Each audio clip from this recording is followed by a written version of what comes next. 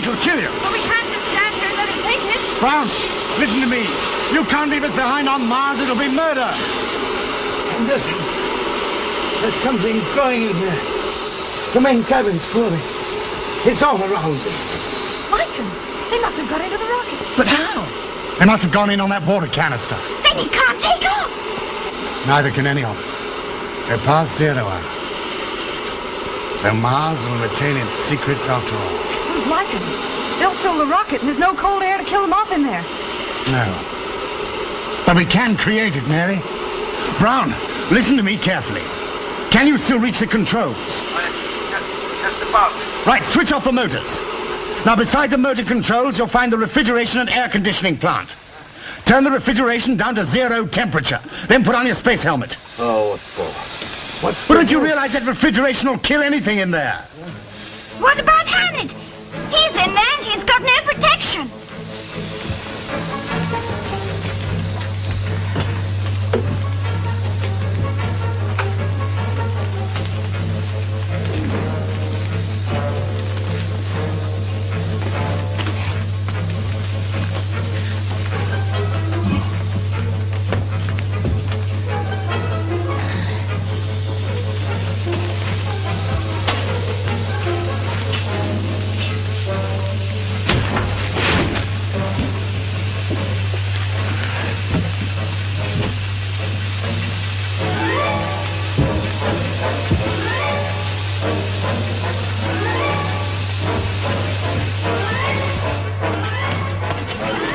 Right, Jeff, climb up and pull the emergency escape lever.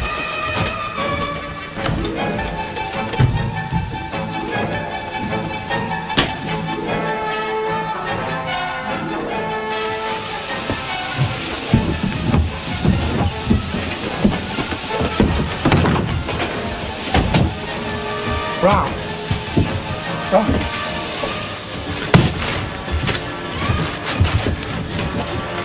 He never managed to get his space helmet on. Quickly, come and see if he's all right. I need to go out and cut this refrigeration off.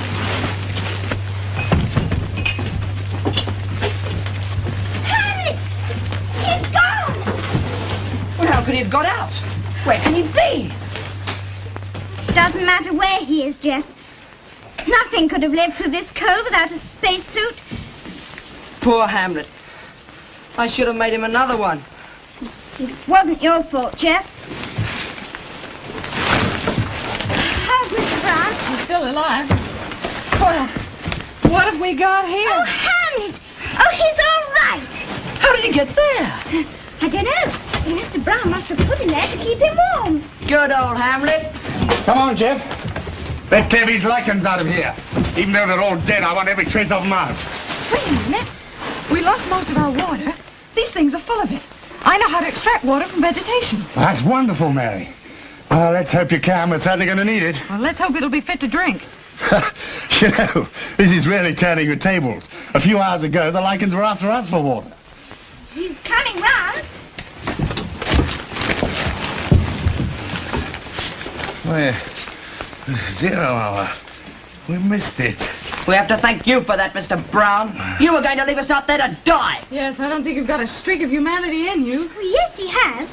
He remembered to save Hamlet's life. Well, that's one good mark we'll score up for him if we ever get back to Earth. Well, that's a big if, Mary. Now that we've missed 0 hour, the Earth is moving away from us at 20 miles a second.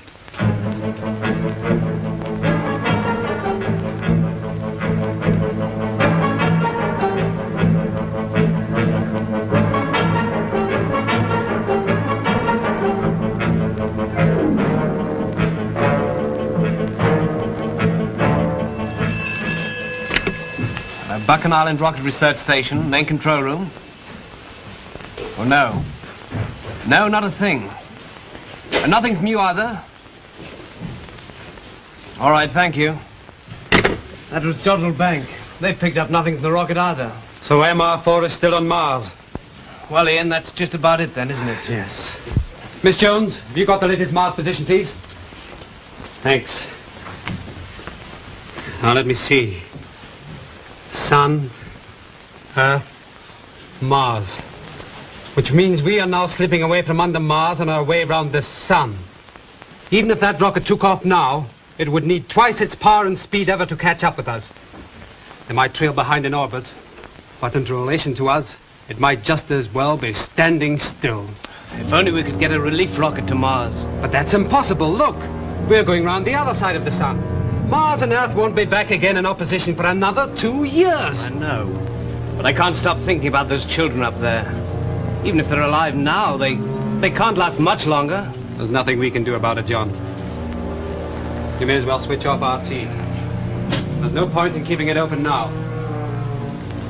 Hello, Bacan Island, Great Britain. This is the radio research station at Lima, Peru calling. We have a message for you. How do you hear me? Over. Who is it? Oh, it's Lima, Peru, one of the stations keeping a radio watch for us. Bacan Island here. Hello, Lima. We are hearing you, strength 4. What is your message? Over. We have received a message which we believe comes from your rocket on the planet Mars. Stand by, please, while we repeat it to you. It reads, "We are preparing for takeoff immediately." That is all we were able to hear. Over. Preparing for takeoff immediately. They're going to make it. No, wait a minute. What time was this message received? Over. Message received 3 minutes ago. Over. 3 minutes. Plus 4 minutes it took for the message to reach Earth. No. It's still too late. Well, thank you, Lima. Keep listening, watch. Over and out. Of course we will keep listening. We are all anxious for the safe return of your brave space pioneers. Over and out. But Henderson must know it's too late for takeoff now. Maybe he does. But he must also know that if he does take off now, he'll either get lost in space or fall into the sun.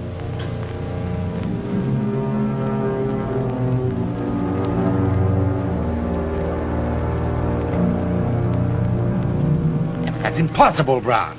We'll fall right into the sun. No. But we must go towards it, if we're ever to get back to Earth. Look, I've had just about all I can take of your romancing. There's no chance at all of getting back. This is just another of your mad theories. Professor Meadows, I got you here. I'll get you back. Is that why you tried to take the rocket? Alone? I don't expect any of you to believe this, but I did not intend to take the rocket back to Earth. I was going to take it to the south equatorial region of Mars, there to get help for us all. And I still think that that's the best plan. He still believes in Martians and expects us to trust him with this crazy idea. Look, Mary, I know all this. Obviously, we can't live on Mars. Equally, obviously, we can't get back to Earth. Not the way we came. We just haven't got the speed. Now, what Brown is suggesting is a way of increasing our relative speed by using the gravitational pull of the sun. You mean we should fire the rocket directly towards the sun? That's right, Jeff. Now, as we draw near the sun, it'll pull us towards it and increase our speed to perhaps 250,000 miles an hour, which should throw us up at a tangent to meet the Earth here. In other words, it'll be like going down a sort of a Big Dipper. Yes, exactly, Margaret. And the speed we gain going down, we shall retain on the way up. You see, in effect, we're cutting off a huge corner of space. Well, look, even if we get up to that speed, what's going to deflect us from going right into the sun? Now, according to my figures here, if we deflect the course of the rocket at the right moment, we will overshoot the sun. Well, Mary, do you think it's worth trying? No, but I can't think of anything else we can do. Neither can I. In fact, it's our only chance. And we've got plenty of water, thanks to your idea about the lichens. All right, then, Brown, we'll try it. Good. Come on, Jeff, check the fuel for takeoff. Everybody else down on their takeoff couches. There's no point in anybody getting hurt unnecessarily. Get hurt? Well, Mars may be smaller than the Earth, but you'll still be 4 times your normal weight during takeoff. Fuel 200 tons. Now, that leaves us just nothing to spare. All right, call me on the intercom when you're ready. Professor Meadows, this journey to the sun, do you really think it's possible? Certainly it's possible. We can see it. It's the biggest thing in our solar system. Once we get into its gravitational pull, we just can't miss it. Oh, but we've got to miss it, haven't we? Precisely. That's our problem. Don't worry, Professor Meadows. The devil looks after his own, and I'm with you. Get down, Mr. Brown. No. Hello, Mr. Henderson. We're all ready for takeoff. Over. Right. Stand by. We're on our way.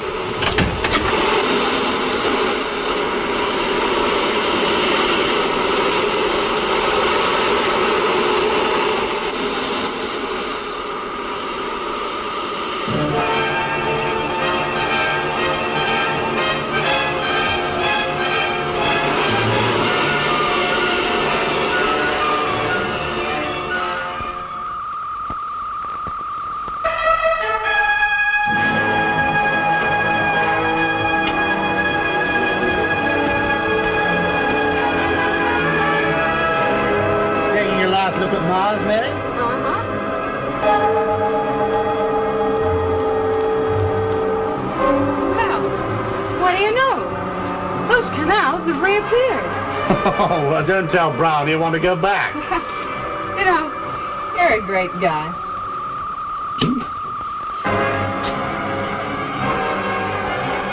A fifth day out from Mars. Yes, and look at the course they're taking. If only we could get some direct radio contact and know what they're doing, and who's doing it.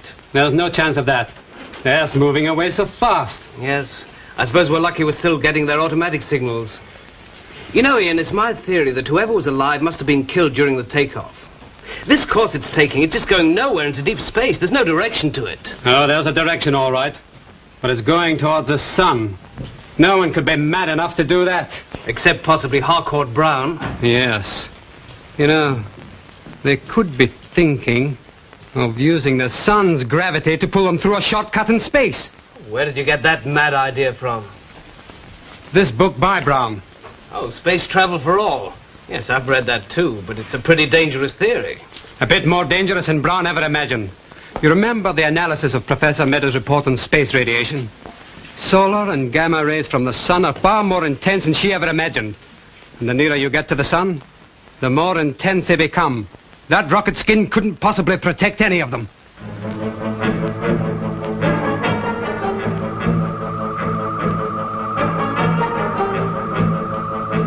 You see, Henderson, my theory is correct.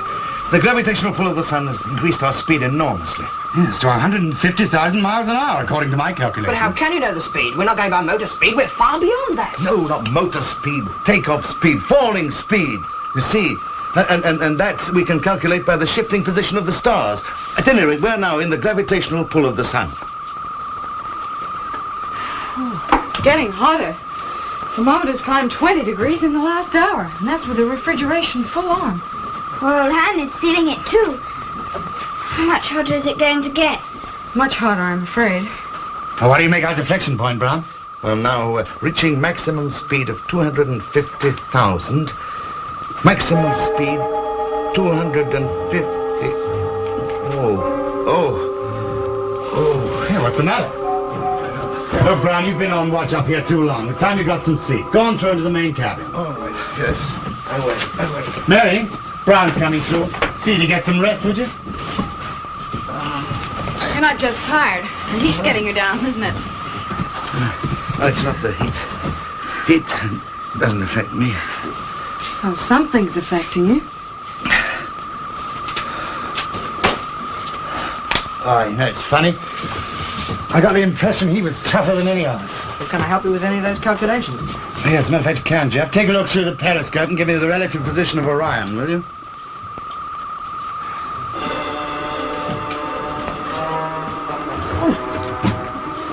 Hey, what's the matter? The sun! The periscope was set right on it.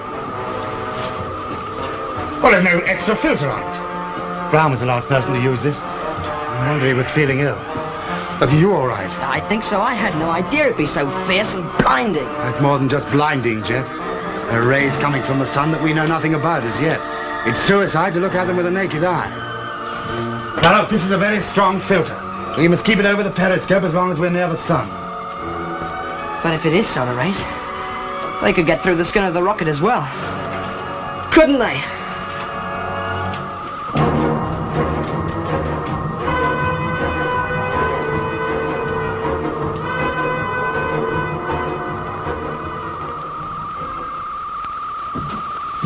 Here's some more water, Mr. Brown. I can't see. I'll put it in your hand. Oh, thanks. Mr. Brown! He's just tired, Margaret. Just tired. You stay and keep an eye on him. Mary, how's Brown? That's what I wanted to talk to you about. Something the matter with his eyes. I shouldn't wonder. He's been looking at the sun without a filter. So his eyes should readjust themselves after a while. I'm afraid it's more serious than eye strain. I've taken a blood count. He's ill. Really ill. And I believe it's a form of radiation sickness. Oh, but he couldn't have got radiation sickness just through a brief glance into a periscope. I know. It must be coming into the rocket through the skin. And it must be pretty intense. Well, we should only have another hour of it at the very worst, and we'll start pulling away. Jeff, have you got that fix on Orion yet? I don't know, Mr. Henderson. I can't see. can't see anything around me. The 8th day out from Mars. Well, it's pretty clear now what they're doing. What they set out to do, if they can survive the heat. Yes, it must be about 800 degrees Fahrenheit outside that rocket. They're almost on a line with Mercury's mean orbit. Apart from the heat, the solar radiation must be terrific. So far as we know, no living thing has ever been this close to the sun before. At what point are they supposed to pull out if they're going to make it? If they go beyond here, the sun will draw them straight in. Nothing could save them after that. And at the speed they're traveling, they should reach that point very soon. In fact, we'll know within the next half hour whether they're alive or not.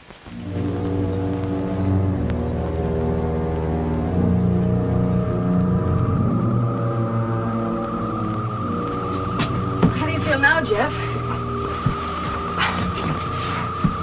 I can see better, but I still feel weak. You're bound to. You're going to have to lie there for some time. Your blood's been affected by the radiation. I'm going to have to replace some of it.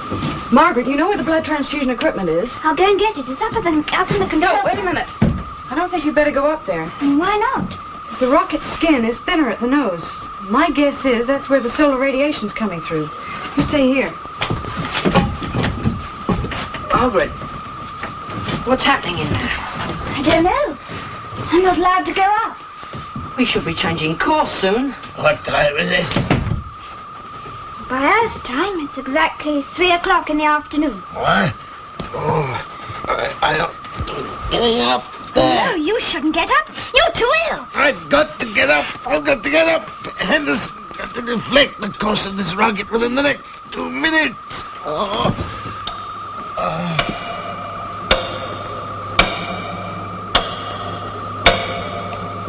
Give a blood transfusion to Jeff and Brown. The only thing is, I don't know Brown's blood group, so I'll have to take a specimen. And as soon as you've changed course, I want you to get out of here. You've got to get below now. Can't Mary? You see that clock? In a minute and 10 seconds, I've got to pull this rocket out of its plunge into the sun. A moment too soon, and we'll fly off into space and never find the Earth. It's a moment too late, and we'll fall into the sun. But you can't stay here another minute. You've got to get below now. You tell me what to do. Which motor? How long is the burst of power? Another minute, 10 seconds, 5... Well, which motor is it? Answer me. Which motor is it? Margaret, is Brown conscious? No.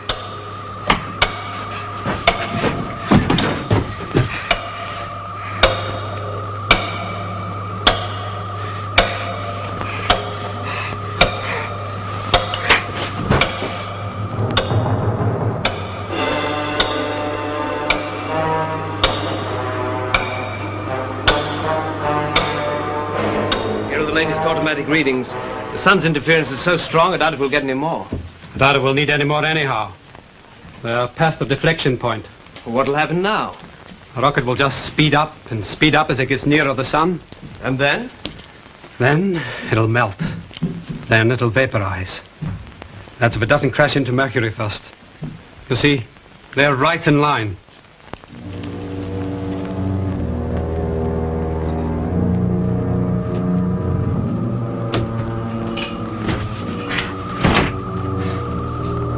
Margaret, what's happening in here? I don't know. Uncle! Uncle! It doesn't matter, Margaret. They're both unconscious. Jeff, you shouldn't be up here. Doesn't matter now, Margaret. Look, we've passed the point of deflection. Nothing can stop us now.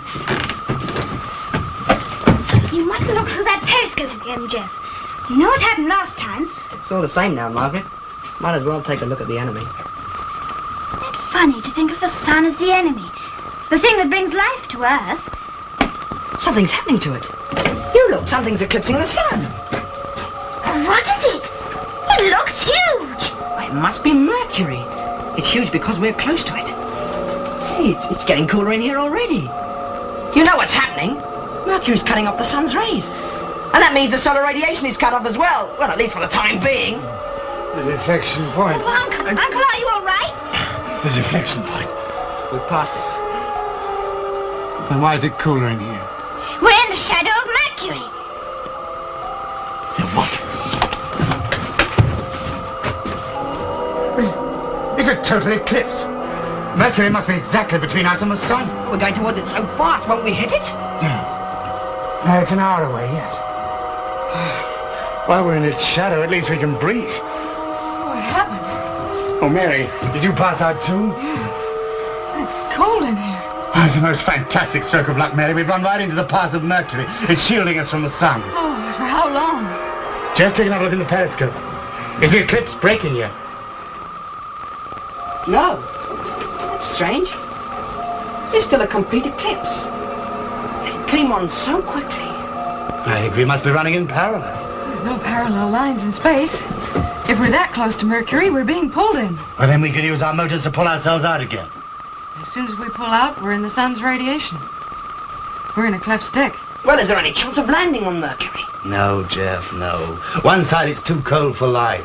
The other side is it's hot enough to reduce this rocket to a lump of molten metal. Then what are we going to do? Well, we must find some way of controlling this rocket from the safety of the main cabin. But what about the automatic pilot? The one used during takeoff from Earth? Now, Jeff, it's got to be set on something and corrected continuously. Is it possible Buchan Island can control it from this distance? Why, yes. They've taken a fix on Mercury from Buchan Island before now. Jeff, disconnect the radio and connect it in the main cabin. Try to contact Buchan Island. Oh, let's just hope they haven't closed down Radio Watch and given us up for lost.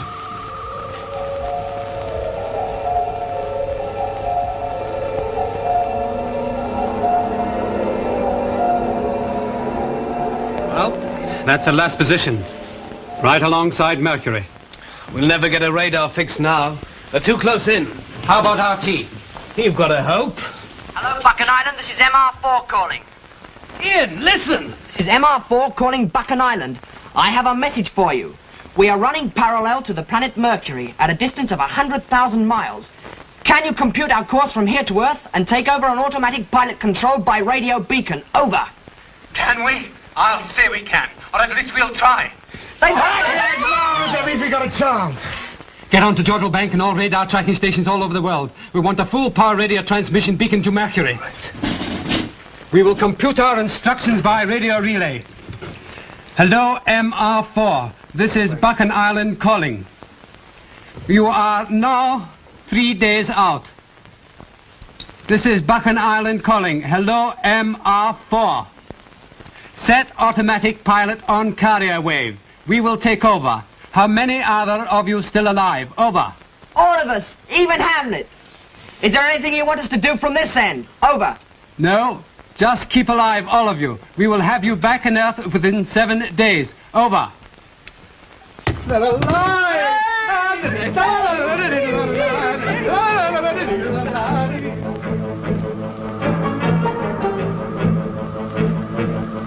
Buchan Island to MR4. You are now 5 days from Earth and spot on course. You hear that, Hamlet?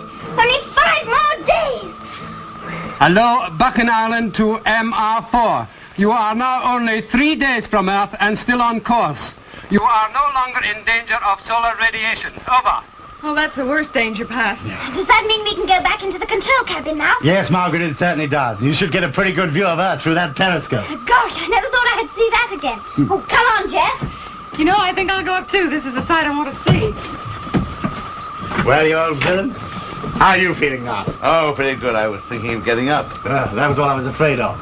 You know, whenever you start feeling good, we've got to watch you. You're a scientific risk. You know, Anderson, the progress of true science depends not only on the cold calculating types, but also on the adventurers and dreamers. There's a place for all of us under the sun. Yeah, as long as we don't get too close to it. Well, I can see Earth. Look, Hamlet. Just 3 days and we'll be at Buchan Island. The canals. What are we going to tell people about them? That's what everybody wants to know. Well, we just have to say we weren't there long enough to find out. We'll make a scientific report and let people make what they can of it. Oh, how very generous of you, Henderson, to allow people to think for themselves. Well, Brown, I hope this adventure has taught you the importance of scientific truth. Well, let's take a look at that periscope, shall we? Earth, what a dull, boring place. Not a square inch that hasn't been discovered and charted. There's nothing new to find there anywhere. Ah, yes, now that looks much more interesting. What are you looking at?